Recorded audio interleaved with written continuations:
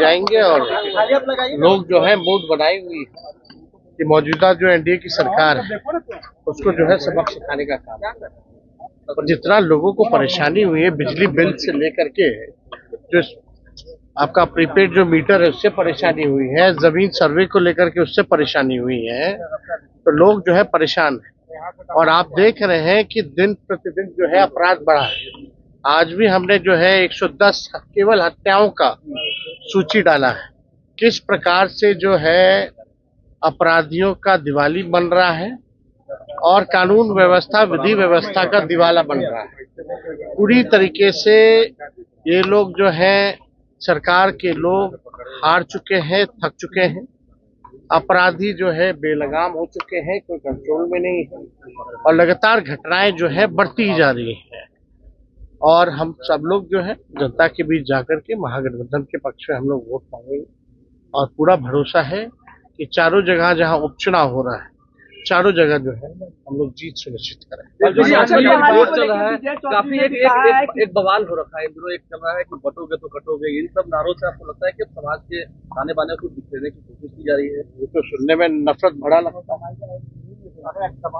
पूरी तरीके से ये सब नफरत फैलाने की बात होती है। इनके मुंह से कभी पढ़ाई की बात नहीं हो सकती, कभी चिकित्सा की, स्वास्थ्य की बात नहीं हो सकती, नौकरी बेरोजगारी की बात नहीं हो सकती, महंगाई गरीबी की बात नहीं हो सकती। इनके मुंह में इतना जहर है, केवल जहरी उगलना इन लोगों का काम है। वो जहर उगलते रहे, हम लोग जनता के बीच रह के जनता के मुद्दे को उठाएंगे, जनता की लड़ाई लड़ेंगे और जनता को जीत दिलाएंगे।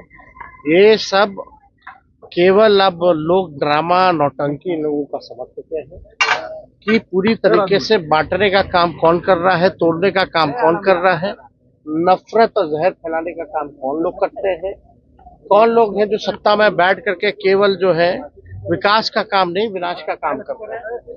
लगातार जो है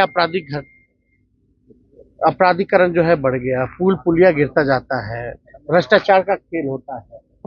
इस पे जो है सरकार जो है कोई कार्रवाई नहीं, कोई सुनवाई नहीं होता। इसलिए जनता बिहार की जागरूक है। ऐसे नारों पर लोग विश्वास नहीं करते। बिहार अमन चैन शांति का प्रदेश है, बुद्ध की धरती रही है, तो यहाँ ये सब चलने वाला नहीं है।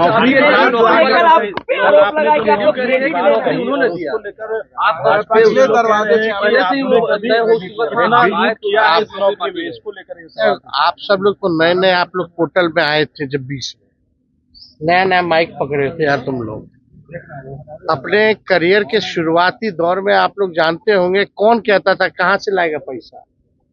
आप लोग जानते नहीं है, सब जानते हैं। जरा उनसे पूछो, जब तेजस्वी 10 लाख कहते थे तो क्यों नहीं मिला? उस समय आप कहते थे कहां से, बाप के पास से पैसा लाएगा, कहां से पैसा लाएगा, असंभव है बोलते थे मुख्यमंत्री। रिकॉर्डिंग आप लोगों के पास होगा, सब चीजें हैं। अब 20 साल से सरकार थी तो 17 महीने में क्यों हुआ, पहले क्यों नहीं हुआ? तो इसलिए हम लोगों का यही मेन एजेंडा था कि अगर सत्ता में आए तो कम से कम हम लोग 10 लाख नौकरी दो। सरकार बनी अगस्त के महीने में, 15 अगस्त एकदम हफ्ते भर के अंदर 5 दिन के अंदर मुख्यमंत्री जी से अनाउंस करवाया गया बजट। आप सुने होंगे ना भाई, गांधी मैदान में आजादी के दिन जो भाषण मुख्यमंत्री जी ने पहली बार दिया था, उन्हीं मुख्यमंत्री जी से हमने भाषण दिलवाया ना। ठीक है, सरकार के हेड हैं तो नाम तो होता ही है, लेकिन करवाने वाला कौन था? अगर हम 17 महीने नहीं आते तो कोई उसका जिक्र भी किया था क्या 2 साल तक? 20 से 22 कोई रिक्त पद की बहाली निकाली गई थी क्या? हमारे आने के बाद ही सारे डिपार्टमेंट के रिक्त पदों पर बहाली, हर एक डिपार्टमेंट उठा के देख लो, निकाला गया कि नहीं निकाला गया?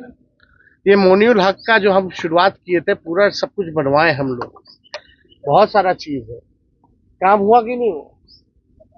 कौन कहता था, किसके एजेंडा में था कि खेलोगे तो भी नौकरी पाओगे,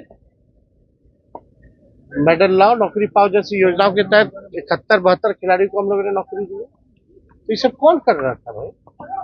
किसके पास था डिपार्टमेंट? शिक्षा विभाग किसके पास था?